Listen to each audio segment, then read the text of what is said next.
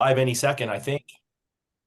Hey, welcome everyone to another Friday Trust Engine Mastermind. I get the reins today. I'm Todd Bookspan, the founder of Win by Noon, and Dave and I started this party, 2016. It's been a long journey of coming to you every Friday live here on the Trust Engine YouTube channel as well as live on Facebook. And it's been great ride for us for the last 5 years or so because we've had none other than the CEO and founder of Plug and Play SM, Deborah Bird. They knew they had to get like some female energy on the show and someone to keep it weird so that you're always caught off guard. You never know what Deb's going to say. I'm excited. I can't believe it's almost been 10 years, Todd, that you guys have been doing this. And it just goes to show the power of consistency.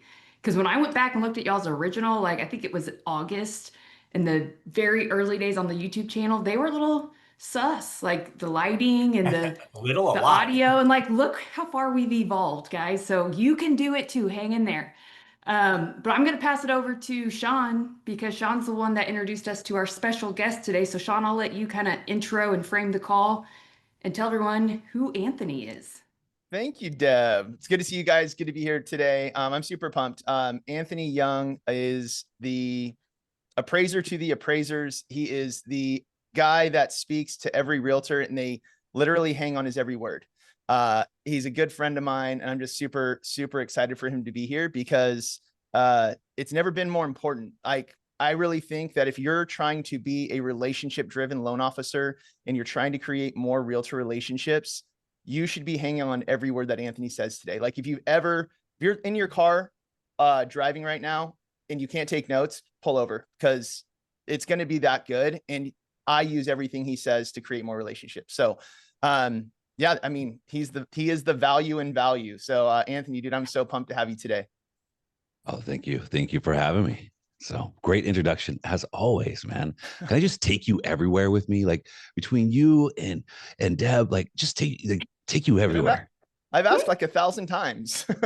Well, can we just maybe just have like a little tour that we do together? Okay, So, fair point. yeah, but thank you for the introduction. I mean, as Sean and I talk a lot offline, and the biggest thing that we're really both anchored in is being our value proposition. Like, how can we help our realtor partners and just basically see the market differently, approach scenarios differently, and more importantly, problem solve, right?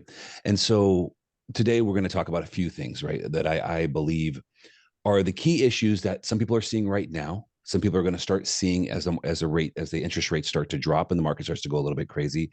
And my biggest thing is I want to raise awareness, right, across the U.S. at scale, because a lot of people, let's be honest, right, we know we read 1,000 appraisals, but majority of people just look for the number and don't care until it doesn't come in.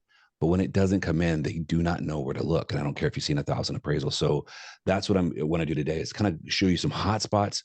I want to, you guys are the centerpiece. And so I want to give you more things to talk about, that the things that I talk about are part of my speech deck when I'm meeting with my realtor partners, so that you can add value. Because at the end of the day, when you educate, you become the expert. And those that make us feel smarter, we hold on to. And if you help somebody, if you give them advice that saves a deal or relieves some anxiety, they're less likely to cheat on you in this industry. At least what I found is when we start to help people, navigate deals. And it's just like how I say on my social media, anybody can pull comps.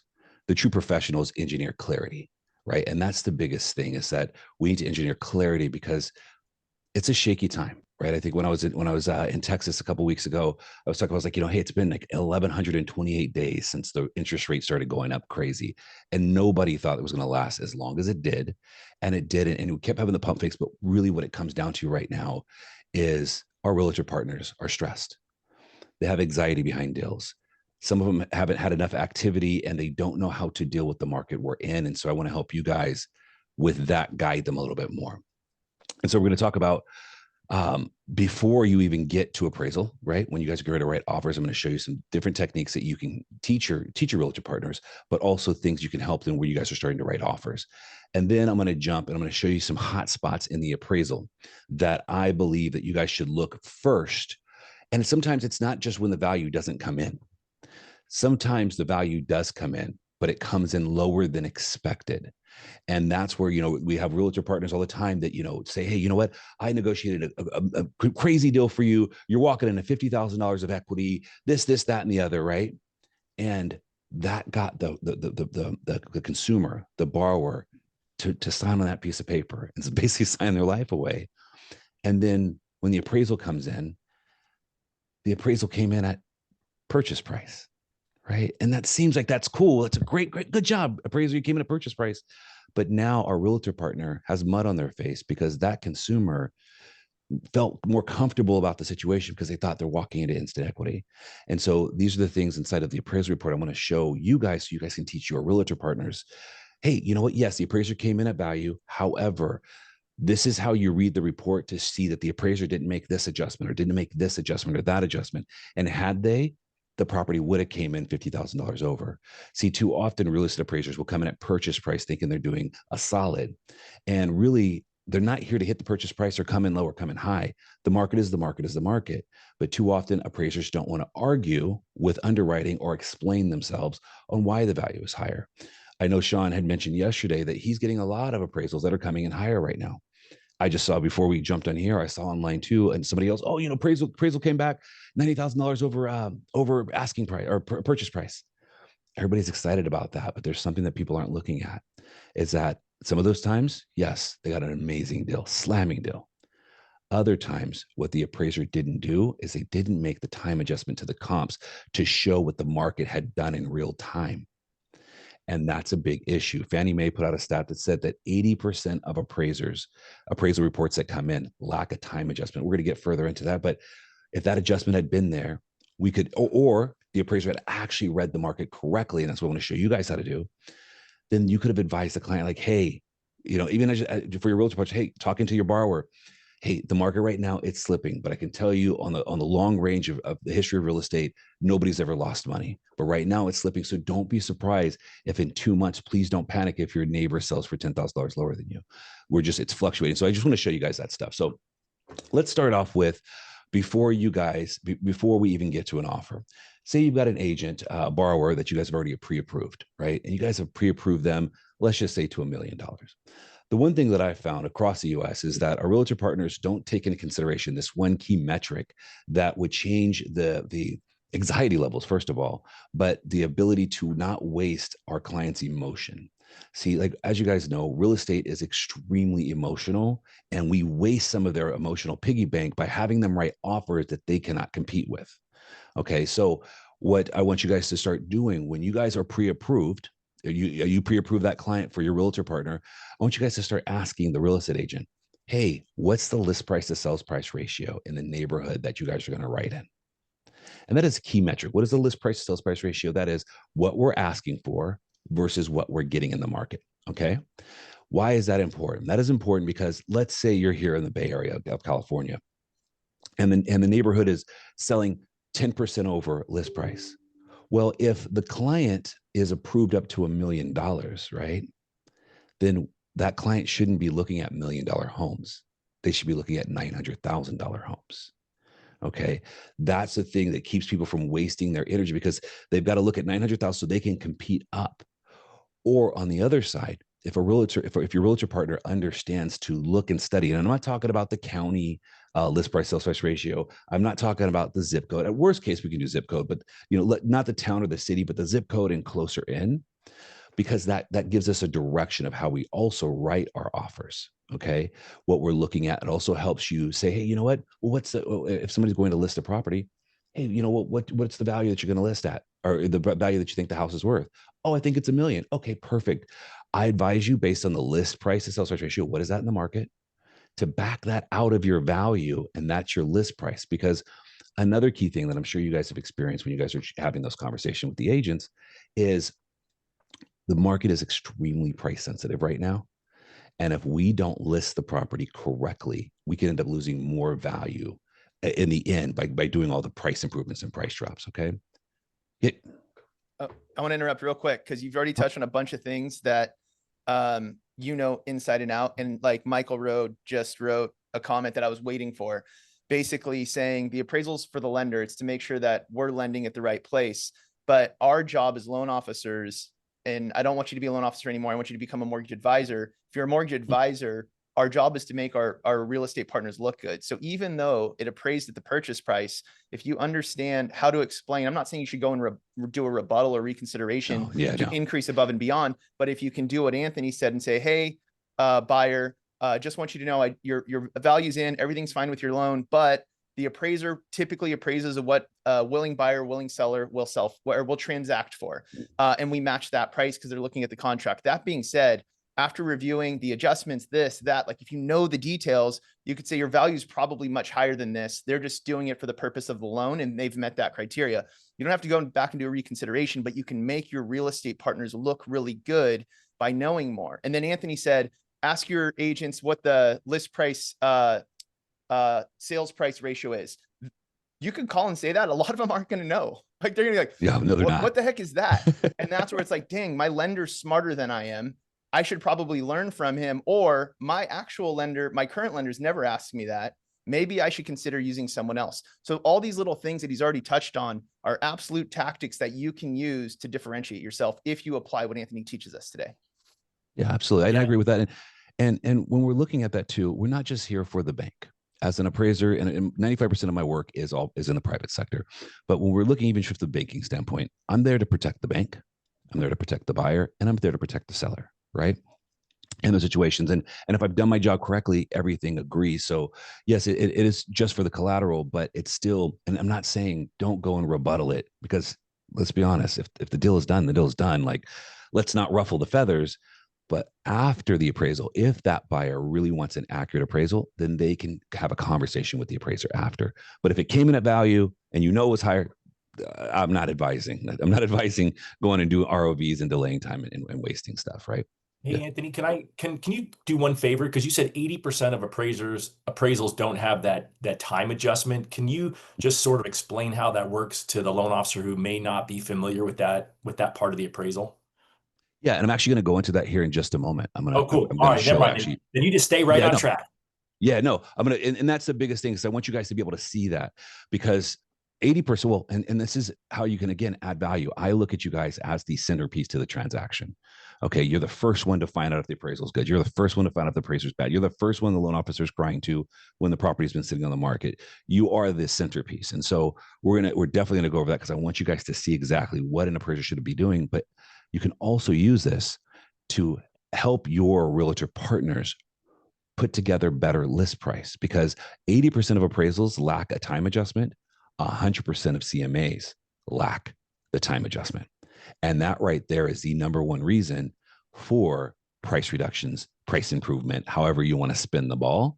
And that's, of course, I'm actually going to be putting out next week, is showing agents how to actually read the market better. So we're definitely going to go into that. Now, we've done the list price to sales price ratio. We figured out, we asked them a question that nobody's ever asked them and have them start studying that metric. We're talking about, we also look at, what is the speed of the market right now? Too often, right? So we have agents that are stressing out, like, hey, you know what? I've had 6 open houses, nobody's been in. Well, the reason why they panic there is because they don't study the days in the market for the neighborhood either. Okay. And this is something you can ask them just quickly. Hey, we've had no bites. Okay. Well, what's the marketing time right now? And they're immediately going to tell you whatever they remember from the little info cards they put out. And that they're, 12 days in the market. Okay. Well, that's looking backwards, because when they put out those cards, it's looking at what is sold, not what's happening currently in the market. So you can follow up and say, okay, hey, well, what's the marketing time for the pendings right now? Okay. So let's say the solds are at 10, but if we look at the pendings that went pending in the last 7 days, maybe they're at 15. Then the next question I ask my realtor partners is, hey, well, what are the actives doing? Oh, the actives are at 42 days and counting. So those key things, again, whether you're in the business or you're working with our industry, right? It's emotional. And those things like understanding, hey, you know what? Yes, yesterday marketing time was at 10, but right now all of the actives are trending at 42 days. So like I tell my clients, relax. You've got some time. Send your team in to do the open houses, because you're really not going to get a bite right now until day 30, day 35. So that actually helps us too. But also you can advise them, if we sit there and study the marketing time right now of what's going on, you can tell them, hey, you know what? Oh, we just discovered a house. We're going to get, a pre-approval letter and set it off. Well, how much time do you have to write an offer? See, so if a house just came on the market And the marketing time, or the typical marketing time for pendings and actives right now is, let's say, 35 days. They don't have to act like they're going to write the offer right away. I'm not saying to advise them not to write the offer right away if that's the house, but we don't have to panic as if it is, the marketing time is 30 days and we found the house on day 28. So these little things are, again, I know from teaching all over the US that agents don't think about these metrics to be able to see the market. It's just like you guys, when you guys put out information about where the rates are going, and you don't just tell me where the rates are right now, you break down and tie together the information of what the Fed meeting is going to say, what core inflation, what the, the percentage of the, you're giving us information for the realtors to be able to see it, and your homeowners to be able to see the market first. And it's the same thing I want you guys to do with the real estate agents. So we're going to jump into, do we have any questions or anything on that? I'm going to come up for air before I jump into a PowerPoint here. Any questions on those topics so far? Oops, did I lose you guys? Sorry, first time on Zoom. I just want to I want to keep coming back to, I'm a loan officer, right? So as I listen to Anthony, the ideas that are sparking in my head of how I can go to real estate agents and be of more value. I'm not calling 40 agents on Monday to say, hey, do you want to have coffee? I'm going to hit key points like what Anthony's talking about, because if I know more, they'll be more successful. And last year, Anthony, I did like a full roadshow talking about the compensation changes coming from NAR, and Anthony's pitching that you need to know these things to have value. I'm saying you guys need to show your value to justify the compensation that you want. It kind of fell on deaf ears. I don't think I was wrong. I was early. So you need to be able to show your agents value so that they can make more money on their listings and get more buyer broker agreement signed, learning these key details. So like, as I listen to this, I'm thinking of what my keynote is going to be for when I present value to agents, because I truly believe that there are tech real estate companies coming for their commissions, and they should be very nervous. So they need to get ahead of their value. That being said, let's jump back in it. And I definitely agree with that, right? Can you guys see my screen right now? Did that pop up? Yeah. Yeah. Perfect. So, and this is, I'm talking about numbers, this, numbers, that, numbers, this. And that's what I was even just talking about in Texas, where it's, I know this is all numbers, and you guys understand that. Like, we're numbers back and forth. Real estate agents, they don't love numbers as much. And I know this is a boring topic when we're talking about these metrics, but literally, if everybody doesn't want to pay attention to it, it is the easiest low-lying fruit for you guys to get in front of any other loan officer and start educating the realtors and your homeowners on what is the market doing, how to see the market. So it's not necessarily an exciting topic, but it's one that wins deals. And at the end of the day, it's even bigger than winning deals. It's like I tell real estate agents, let's think about, you have an issue communicating your value. Well, every time you think about your issue with communicating your commission rate or your value professional fee, don't think about any other numbers of how many houses you've sold. I want you to think about that one single mother that has been working 3 jobs, raising 2 kids, all by herself, saved her money, did all the things. You guys have been advising her along the way, giving her financial literacy. And they were able to get that person in the property because they saw the market. They were able to help and deal with these different topics, which a lot of agents and loan officers do not know. And so we're going to jump into the report right now on different hot spots that I find that you guys, everybody should know. It should be a fundamental skill to read these reports.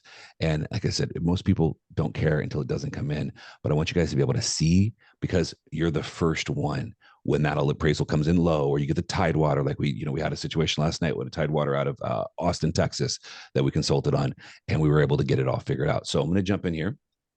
See, so we talked about time adjustments, and this is directly from the Fannie Mae selling guidelines. And this is something that I want everybody, I'm not going to go deep into this, screen here, but basically every comparable needs to be adjusted to what it would sell for today. And that's what we're not doing. So let's just say we're in July. We know intuitively that if we had a comp that went into escrow in December when little Johnny was around the Christmas tree, we know intuitively that market, that season is a lot lower than our July season, right? So we have to add to that comp as if it would sell today. And it's not just one direction. We can't just look, so often we put, everybody puts out these stats. Oh, year over year, we're stable. Okay, well, what happened inside of the year? And that might not matter to the normal person, but when we're analyzing property, we're analyzing value, we need to adjust each comparable from where it was in the market. And this is the number one thing that appraisers are lacking. And my industry, and I'm not against appraisers and I'm not for real estate agents, but what I am for is bringing back the professionalism, the legacy professionalism of this industry as a whole, and protecting the consumer.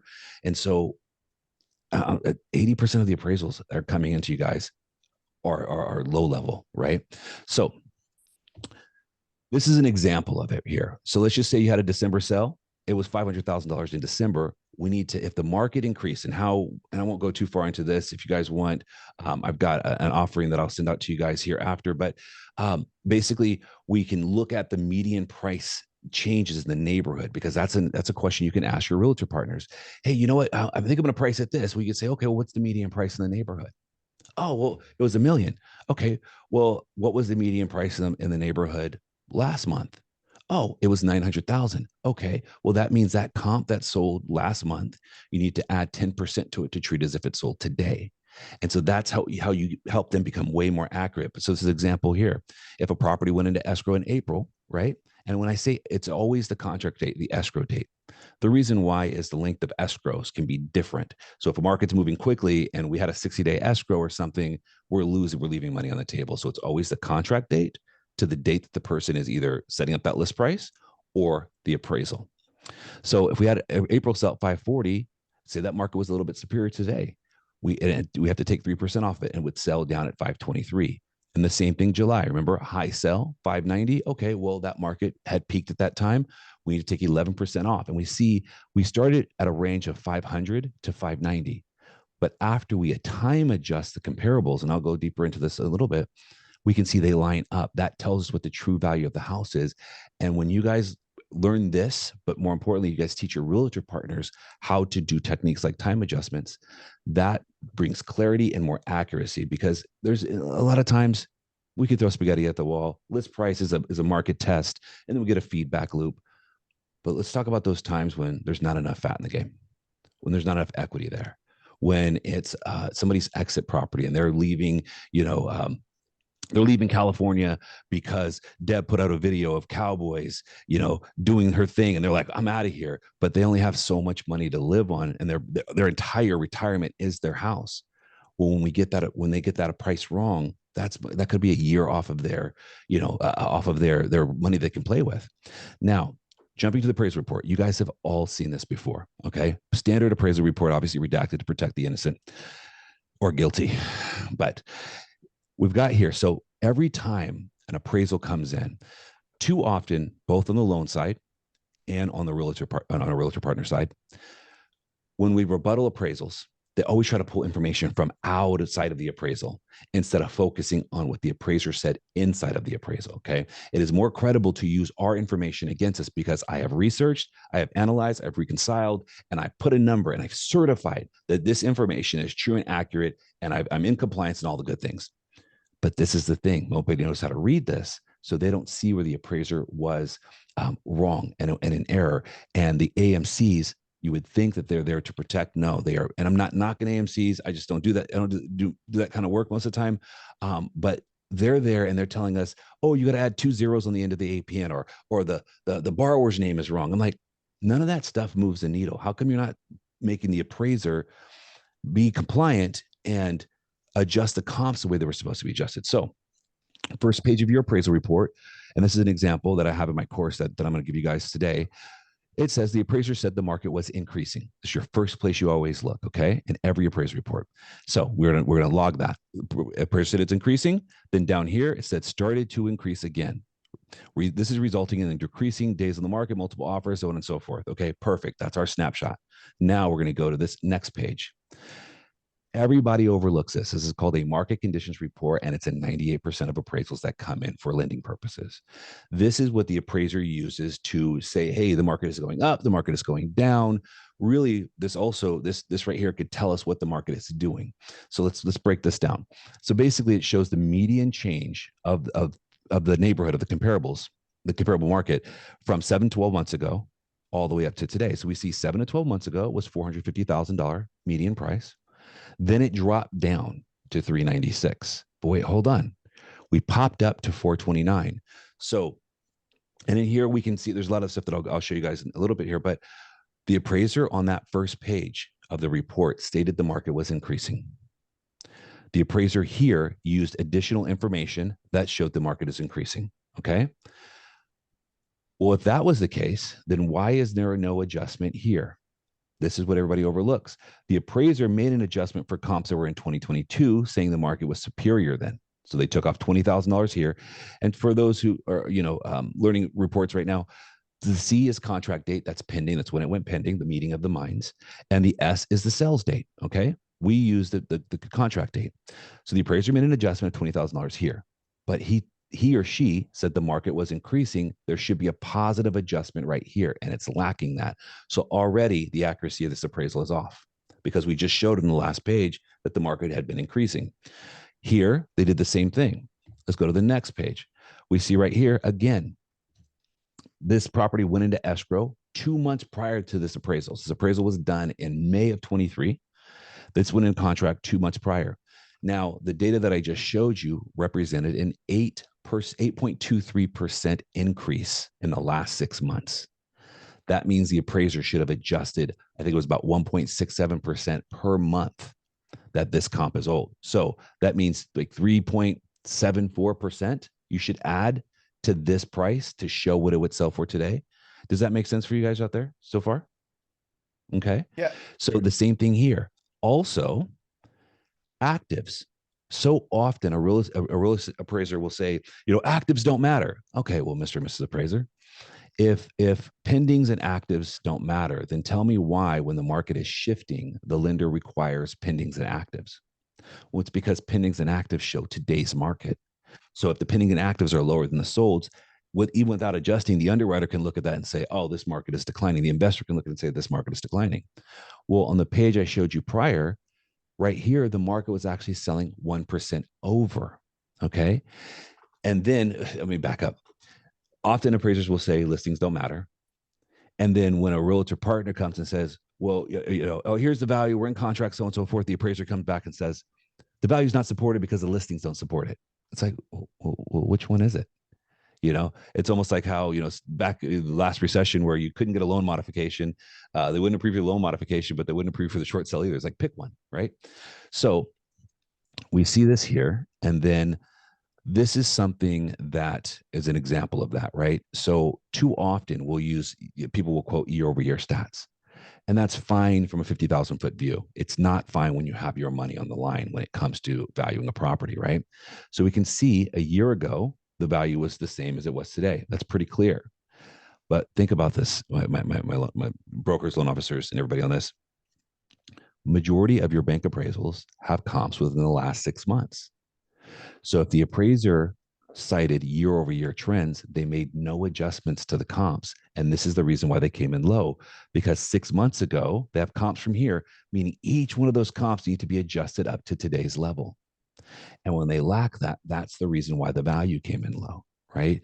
And so we always have to look at monthly trends or quarterly trends, but do not look at year-over-year trends. If your realtor partner is in a market that there's an abundance of sales and inventory of closings, then cool, we can go month to month.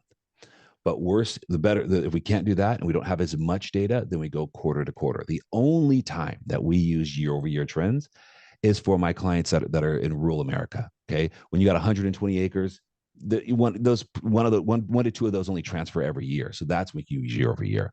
But we can see clearly, right? Sean and Deb and Todd, you guys can see how right here, all the comps need to be adjusted up. We need to add water to this bucket to treat as if it's sold today. Now, here's an example of the movement of the market, right? And so we can say right here, again, year over year trends, we lose this. And this is what I show my real estate agents all the time. It's like, hey, you know what? The market if we looked at February to February, right? We look like the market is going up from February 846 to February over here. What are we at? 916. What the real estate agent's not seeing is this adjustment here. And then we're surprised when the market doesn't come in. Okay. The next piece here is the days on the market.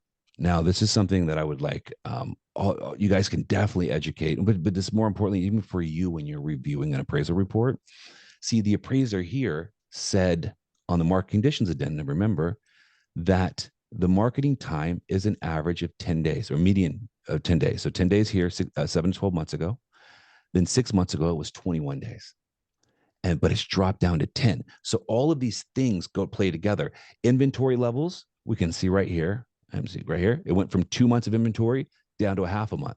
That causes this pressure. Days in the market goes down. Okay. It's what I call the X factor. And then when that happens, this goes up. So this is the list price to sales price ratio. This is how I tell my clients to run these types of forms. Anybody in the US can do this from their MLS. This will tell us what to write our offers at. But we see that the appraiser said 10, 21, 10. I want you guys to remember that. But then when we get over here, the appraiser used comparables that had the days in the market of 141 days. And then another one over here that was at 112.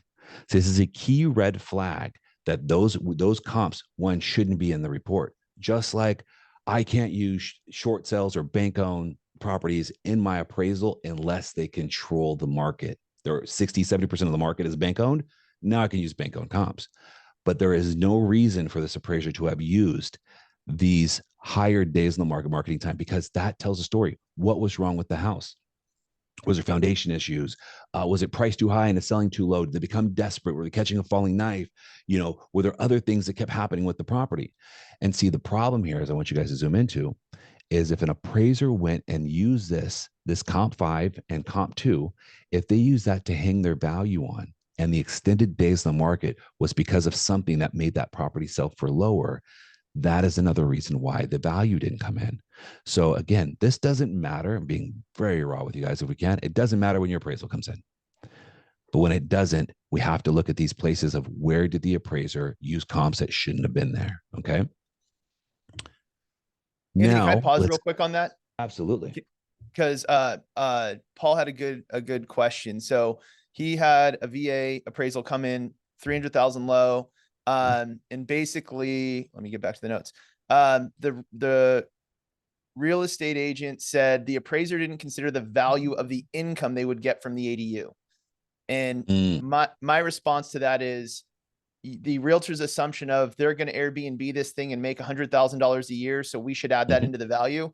I believe that doesn't hold water, that the comps that are used for that appraisal better have an ADU to be a quote unquote comparable.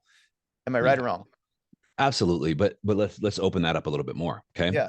See, so often, and this is something that I'm going to put some content out on about ADUs and just ADU guys that are building ADUs right now are edging right up there with the solar guys right now. It's so misleading the way they're pitching this and all this other stuff. And it's garbage, because people are getting hurt behind it because they're buying into wet sun, but they're not looking at the small print. Let's zoom into that situation. In that situation, the only time we would do an income approach on that ADU is if majority of the market was renting. If we're like a beach community where, Santa Monica or something where everybody Airbnbs their ADU, now income matters. But when you have an ADU in a regular neighborhood, what is the typical buyer going to do? Typical buyer is not going to use as an Airbnb. The typical buyer is going to use it to as a detached office, to run away from the kids, to hide their mother-in-law. They're not using it for income property. So you can't use that approach unless the market that they are appraising in is dominated by people using that extra square footage as rental income. And that's where it's extremely misleading. And that's where people, between that and a construction guy building ADU saying, oh, it's cost $300,000 to build the ADU. Okay, cost doesn't equal value. We have to study apples to apples. Let's just keep it simple. 1,000 square foot house with an ADU versus a 1,000 square foot house without an ADU. What's the price difference between those?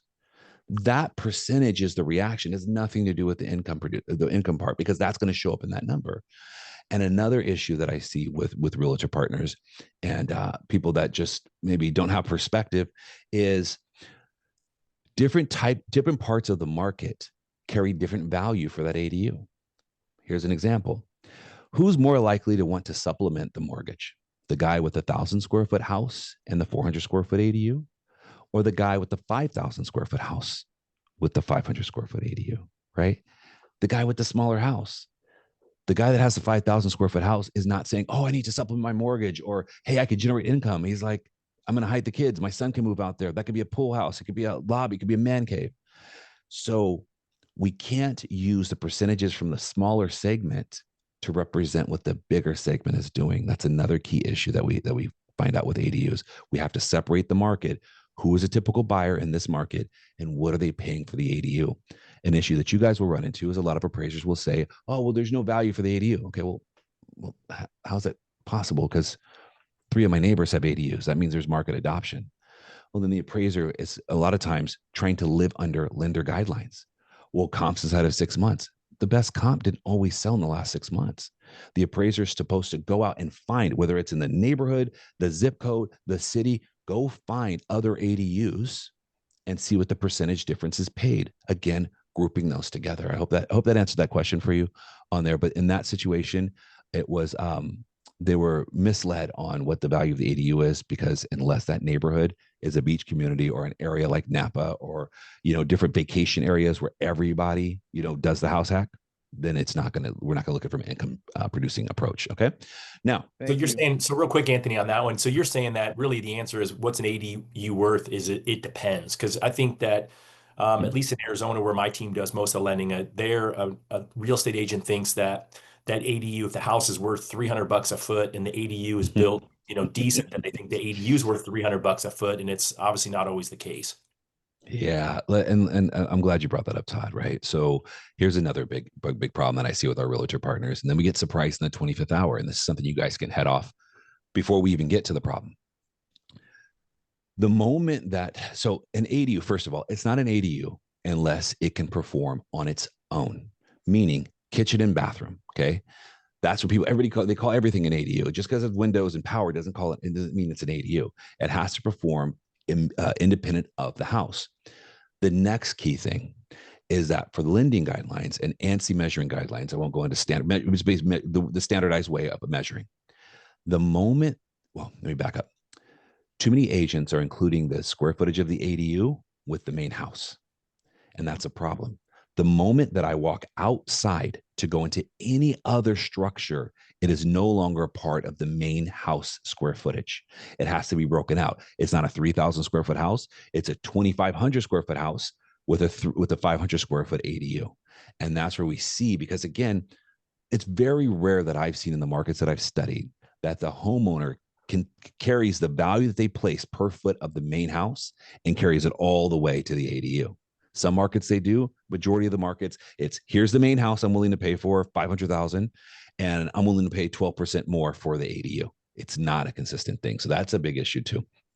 Now, let's jump into the second reason why properties end up becoming undervalued or overvalued, and that is condition ratings. This is something that this is an easy target for you guys to educate your realtor partners on, and even yourself inside your office. When an appraisal comes in low, there's too often appraisers are, and again, I'm not picking on all appraisers. I'm just picking on the low level guys. In every side of our industry, you have the guys that take this serious and understand the liability and how we're affecting the consumer. And there's other guys that should go back to color coordinating the salad bar at Chuck E. Cheese. Okay. But we have too many guys that will sit there and use a template or a boilerplate, and they're just, every property is average. Every property is a C3, right? And then what happens is they hang their value on a property that has a condition rating that's different. What is a condition rating? So after the last recession, basically the secondary market wanted to mine the information out of our appraisal reports so they can create what we know now as the appraisal waivers. And everybody loves those. I love them too. There's every unpopular belief, but every property doesn't need an appraisal. Okay. So the appraisal waivers, but what they couldn't do is they couldn't figure out how to adjust for condition. So they had appraisers put everything in buckets, right? It's C1 through C6. This is where you find it on the report. And after this call, I challenge you, when you're having, some time later, having a glass of wine or bourbon, pull up some old appraisal reports, look at this section right here where it says condition and what they categorize each property at, and then just copy and paste the address and look at realtor.com. And I want you to just test on you. I want you to back test and see, did the appraiser accurately categorize the property? Let me show you here. So This is basically C1. It's a representation of C1 through C6. Okay. So your C1, that's going to be your brand new property. Okay. Nobody's ever lived in it. All right. Now your C2, that's going to be your renovated property. It basically feels brand new all the way through. And a funny thing, I was doing a speech for Magnolia Real Estate for Chip and Joanna in Waco. And when I got to C2, like I'm trying to explain this, and then all of a sudden I hear from the crowded table, two ladies giggling, "I'll take C2." Just the whole room went crazy here for the C2 guy here. But that's C2. Now this could be a renovated property. This could be a property that's maybe 10 years old. This is a property that could be 70 years old, but feels brand new. Everything is done. Kitchen, bathroom, systems, roof, windows, everything. It feels brand new. Okay. This is important for you guys to know this. And even more important, your realtor partners don't know this. I've been trying to teach this as much as I can, but they still don't understand these. And it's a critical part. Your C3 is your property. That is your average property, father figure. It's basically a property. It's just, you don't have to do anything. It's there. It might've been 15 years old, a house that's 15, 20 years old. It might have been a remodel that happened 15 years ago. It could be a blend remodel where it's like, they did the kitchen, they blew that out. It's all sexy. They did the front bathroom, that's sexy. But then when you get to the master bedroom, it's like, they're trying to explain, it's, we were going for like an Art Deco vibe, Miami, pink tile, shag carpet. But really, they just ran out of money by the time they got to the master bedroom. Okay. So that could be your C3. It's just your average property. Most properties fall here. Then you have your C4. That property, it looks good for its age. I always say, it's kind of like having a 45-year-old guy with abs. That, when we think about it, that is like your grandfather's house, right? There might be grout in the kitchen, still tile, but it's clean grout. The house is meticulously maintained. You don't have to do anything. It is outdated, but you don't have to do anything to the house in any capacity to move in. Now, when you get to your C5, that's your guy that partied a little too hard, right? I came from Orange County. I started business when I was 21. I'm glad I left the party scene of Orange County because a lot of my friends stayed in it. I turned 45 a couple of weeks ago. They look 87 right now. That's your C5 type property, right? It doesn't look good for its age. It wasn't taken care of, probably was a rental. Now, when you get to a C6, you guys are not going to be able to lend on this. That is a property that has safety and health issues. It's not habitable. There's a skylight that's not really a skylight. It's a hole in the ceiling, right, in the roof. With these ones, you want to, and this is another thing, is start bridging yourself with private money guys, hard money guys. Know who the hard money guys are in your area. This is a fast way for you to advise your realtor partners to saying, hey, don't do open houses. I've got a contact with a hard money guy. He's got a pool of investors and flippers that can cash and buy this in 2 days and market it to them before you ever have to go to market and show this house and dig all the spider webs and try to look cute with your Louis Vuittons. And you can't even walk on the floor because the floor is breaking. Okay. Now let's give you some visuals of what this looks like. All right. Now I want you guys to pay attention to me, not the guy with the beer belly. Okay. So this is basically your Deb all C1. excited. I'm pulling a Deborah here. So many marketing ideas with this. Carry on. So, okay. So this is your basic, your C1, right? If you look over here, the property is 2025 built. Come on, pay attention. Ladies, look over here. Deb, over here. Okay. No one's ever lived in it. It's brand new. Remember, the lender, you guys treat a C1 like a Porsche, right? The moment you drive it off the lot, it's now a C2. Okay. Now, here's your C2, right? This feels brand new. This property was built in 1909. And this is where so often, and I'm going to show you guys an example before we jump off this call of where an appraiser miscategorized a C2 as a C3 and cost their client almost a deal and $100,000. Okay. But your C2 is your man who got a divorce, went to therapy and came back better than ever, top to bottom upgrade, still not brand new, but you would not know it. Okay. This is your C3. He borrowed my cargo pants. This is an example of a C3 right here, right? It's just your average property. You don't have to do anything. It was updated. It's fine. It's perfect. You're not embarrassed to bring the family members over who always gossip about what you're doing with your business. It's just an average property. That's where most properties fall in that bucket. Okay. This guy definitely skipped leg day. Now your C4, I'm surprised he doesn't have his jeans tucked into his socks. But the C4 is your dad. Doesn't believe in change, but everything works. Carpet's clean, but it's mauve. House runs like a Toyota from 2002. We see here, again, there's nothing wrong with this house. Is it outdated? Absolutely. But do you have to do anything to move in? No, you can literally throw your coffee maker on the counter and take off, and then you can upgrade it later. Okay. Now, this is your C5. All right. Needs work, has a rough time, it's solid foundation, broken stuff, peeling paint, sad landscaping, but you look at it and think, yikes, needs a lot of help. This is your C5. So often our realtor partners try to make every photo look sexy, but when we're doing appraisals, I'm analyzing everything down here. I'm looking at the counter. I'm looking at this. I'm looking at hardware. But this is your C5. It doesn't look good for its age. It wasn't well maintained, but it's there. This is your C6. You guys are not going to be able to land on this bad boy. This is where I advise you, just as a hack, to be the centerpiece and the person to go to for all the connections, right? Get your hard money guys that are in the area or do business in the area, build those relationships. And the moment your client talks to you over martinis about I got this crazy property and there were bats coming out of it and all that, hey, call Rich Mendoza over at Iron Oak. Okay. Now, I want you guys, this is the technical breakdown. We had fun with the summary, but I want you guys, this is actually in every appraisal report. And whenever you're advising or you're teaching your realtor partners, but also for yourself, I want you guys to truly, truly know, because when I go to court, this is what we pull up. Okay.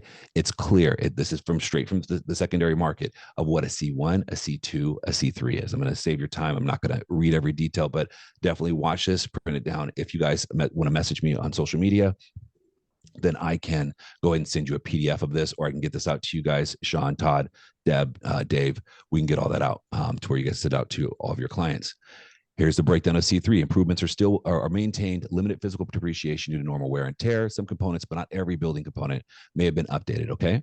So it breaks everything down. You guys want to know this in and out as you advise your realtor partner, or you start to write your rebuttals on behalf of your realtor partner. Okay. And again, this is break your C6. Your C6, it's, we're not gonna lend, so we'll save time there. Okay. Hey, Dave. Dave jumped on the line. Good morning. How was your flight? Oh, I mean, he might not be mic'd up probably. All right. Now, this is a prime example of where an appraiser, and this happened, Sean, this actually just happened in Antioch, where we got the call on this one. Okay. So the appraiser said the property was a C3. The appraiser, as you can see, I told you, some appraisers just have templates. They just plug and play. Okay. And they're forgetting that people are getting hurt on the other side. All right. So you see across here, the appraiser put C3 across the board. Now, here's the problem with this one. This property right here, the subject property that we were called in to review, consult on, rebuttal, and then reappraise, they had put $400,000 into this house. $400,000, full renovation, blown out. The property was 25 years old, but they brought it to 2025 levels. And so the key thing, some appraisers, well, was it an over improvement? No, they literally wasn't an over improvement. The market had market adoption. The level that it was upgraded to was the same as the properties that were just built yesterday. Well, let's look into this. And this is the house here. Okay. Again, 25-year-old house. This is your example of a C2. This is basically a C1, but we can see beautiful bathroom. So this is the guest bathroom in the front. This is your living room area. Anybody who's ever done the custom glass knows how expensive this can be to pocket this. Okay. Plantation shutters, they dialed. They didn't waste a dime. They spent everything. Here's another key thing. So often appraisers will value a kitchen that is more custom. So we can tell kitchens by, if we have pull-outs, drawers on the bottom, most cases that's, more labor. It's a higher quality kitchen because your cheap flips or just have the boxes. They just have these everywhere. Okay. But also here you have appraisers that will compare this $17,000 range with a $2,500 GE monogram, so we're seeing here. So we see this property. We agree. This is a C2, basically a C1. Now, this is a picture of our kitchen and a picture of comparable number one's kitchen. Now, remember, the appraiser said we were a C3. We can all agree that wasn't a C3. Now here, the appraiser is saying these are apples to apples. Let's look at a couple things. Microwave over the range, over the stove, not so much. Dishwasher. Look at the cabinets. We have new countertops. That's amazing. They're cheaper, but anybody who's done any type of level construction or renovation, to have dual waterfall island is extremely expensive because of the work that has to go into it. But here, if we look closer, these aren't new cabinets. These are painted cabinets. You can tell by that grain right there. So how can we say that this kitchen is the same value as ours? So that was number one giveaway. Let's look here. Compare the bathrooms. This is your comparable number one that the appraiser stated was the apples to apples was same as us. And this is the work, loan officers, that you guys can do before you have to make that call that the value didn't come in. You can collect all this information, pull it in bullet points, give it to the agent, and start to work on the rebuttal together. But we can see these aren't competitive in any capacity. All they did here was update some cheap LVP. Okay. Let's look at the secondary bathroom where the kids use. Are these apples to apples? Again, this is their comp one. This is the one that they hung the value on. And this is the reason why the value was short, well over $100,000. Okay. This is the backyard. Visual hook. Here, this is the comp one. Cool. You've got a pool. Good job, buddy. Look at over here. We've got a full outdoor kitchen. We've got a California room, ceiling fan, heated, all the things, palm trees everywhere, all the custom lighting. Again, this is the stuff that goes over everybody's head, because when you guys have an appraisal that doesn't come in, the first thing they say is, well, give us more comps. It's not always. And this is what I'm going to work really hard over the next couple of years to break this system. It's not about having more comps. It's about the appraisers adjusting the comps inside of the report correctly. Okay. And this right here, they should have adjusted. It should not have been a direct competitor. Now, with our time that we have left here, let's talk about concessions. Concessions are a key thing too. This is again, and you know, sometimes people say, oh, well, it's only 10,000. Hey, sometimes, as you guys would agree, it's a game of inches when it comes to lending, valuation, appraisals, pricing. Okay. So right here, the appraiser adjusted the concessions on this deal, 10,500 and 13,950. Now, first of all, concessions do not impact value. The only time that concessions impact value is when we inflate. When you have, you know, if, and I hope none of my loan officers here, none of my mortgage guys here say, oh, just pump up the price without checking the comparables. Pump up the price to give the concession. You have to make sure that if you add to that price to give the concession, that there are comps that represent and can support that. Because the only time a concession should be adjusted for is when we pad the price to give the concession. Well, here, Fannie Mae specifically says you do not make a dollar for dollar adjustment for concessions. It is supposed to be a net impact, meaning if, you know, say the house was $700,000 and they gave a $20,000 concession, but it's still sold at $700,000, there's no adjustment for the concession at all. So when an appraiser does a mechanical dollar for dollar, they just cost that comp $20,000. That's why this is key to know. Okay. And it even says here, we're going to skip over here, but this is, you know, one thing here says, Fannie Mae said that at 7.6 million comparables with seller concessions, 58% of them got no adjustment. And then 86% of them were dollar for dollar. And this is a thing where the appraiser is supposed to, if they're going to adjust dollar for dollar to be in compliance, they also need to write a narrative to explain how they came to that conclusion. The report, and these are areas that you guys can look and say, okay, well, did the appraiser test that?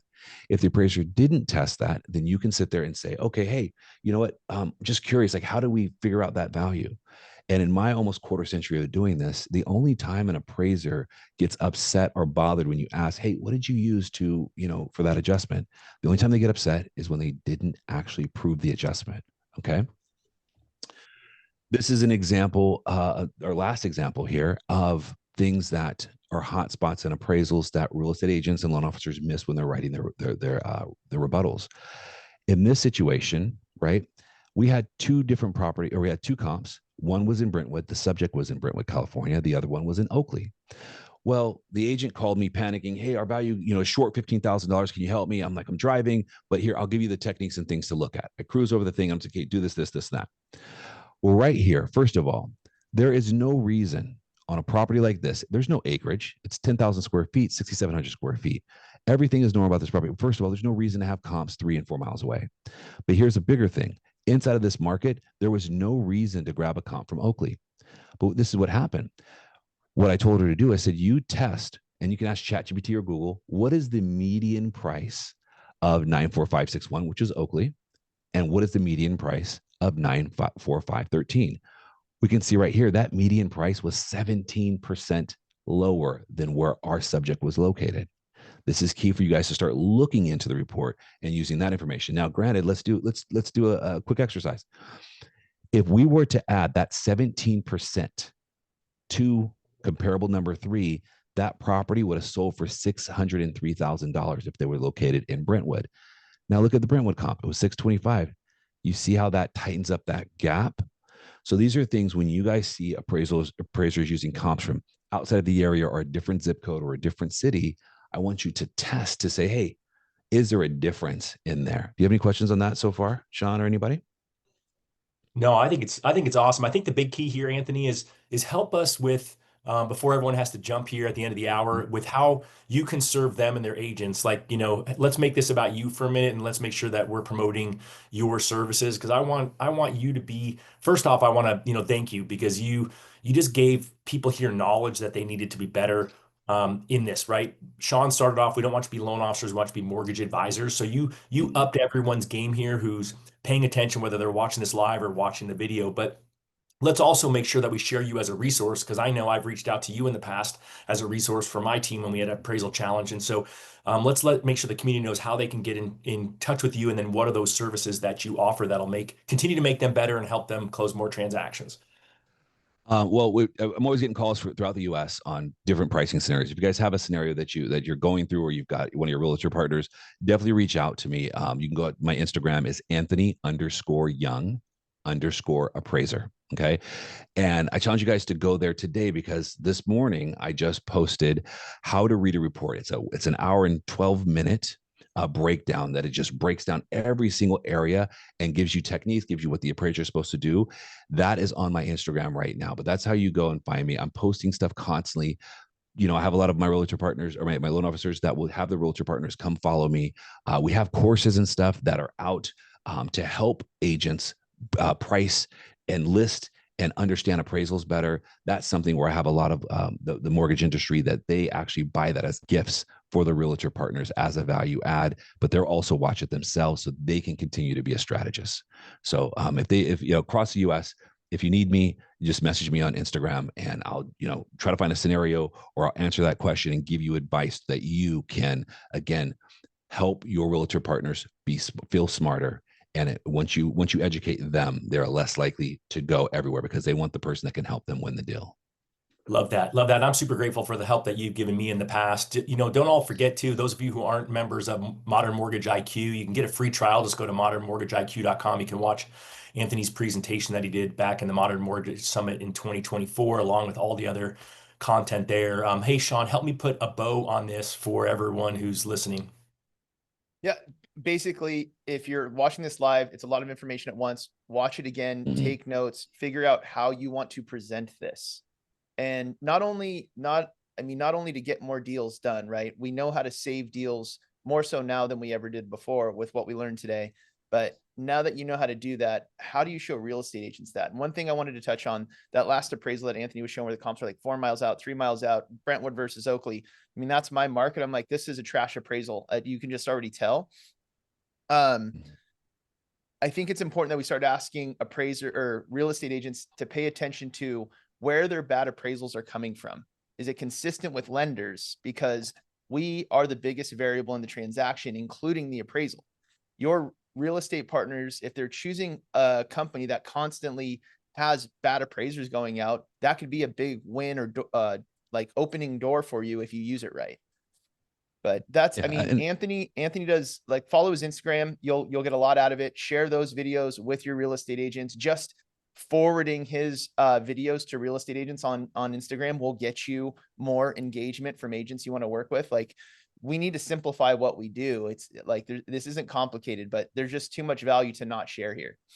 Yeah, and it's an easy thing when you guys understand things like this, because I can guarantee majority of people do not understand appraisals this way.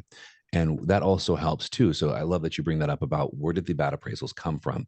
And that's where you can start to use these techniques, the techniques that I just posted for free in a course on my Instagram today, to start saying, oh, you know what? I keep having the same issues. These are not my opinion, not subjective. The appraiser is out of compliance on these 4 appraisals and it's costing my realtor partner's business. I don't want that appraiser being assigned to anything we do again. But this helps you with that argument to get rid of those low-level guys. So I definitely use this to not only educate, but also keep your own log of where the issues are coming from. There you go. I mean, knowledge is power. You all know that. And now you have extra power, which basically makes you better, right? You need to be better than the competition in this market. I know for a lot of you, it's been a grind, and the way that we actually get out of the grind is by actually elevating our game. And so I first thank you, Anthony, for for taking the time to once again educate our community. Two, I would encourage all of you, right? Think about putting on a local event where you can hire and bring in Anthony as your keynote speaker. There's just great opportunity to support him. He's got courses out there. I would encourage you to dig in a lot more. And always, Sean, it's fun to be on live with you. You continue to add huge value to our community. So we're super grateful for you. So on behalf of myself, Dave, Deborah, the whole crew over here, we appreciate y'all being here, and we look forward to seeing you next week. Make sure that you give this a like and give it a follow if you're not already following the YouTube channel. And as always, we appreciate you, and we'll see you next week, same time, same place. Thank you for having me. Thank you, everybody.